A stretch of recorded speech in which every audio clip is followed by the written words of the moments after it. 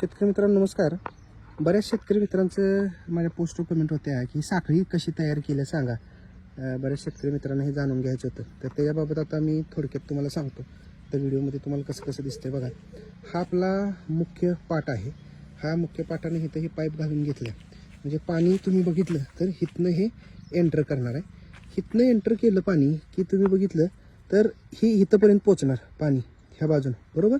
हे फुल भरलं की मग पाणी परत रिटर्न येणार, मग ह्या बाजूने इकडे जाणार पुढं, बरोबर.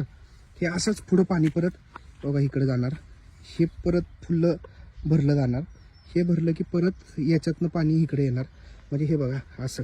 हे परत पाणी ह्या बाजून जाणार, परत इकडं जाणार पाणी, तुम्हाला दिसतंय इकडं या हितावर पाणी जाणार, परत इथनं इकडं परत असं पुढंपर्यंत जाणार.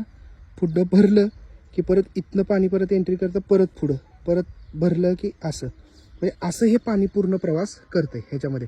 ह्या पद्धतीनं ही साखळी तुम्हाला तयार करावी लागते. ह्याला आमच्याकडं 2 सऱ्याची साखळी म्हणतात. जिथं पाणी खरं तर ही पद्धत योग्य नाही, तुम्हाला सांगतो. पाटानंच पाणी द्यायला पाहिजे किंवा सरळ दंडाने द्यायला पाहिजे.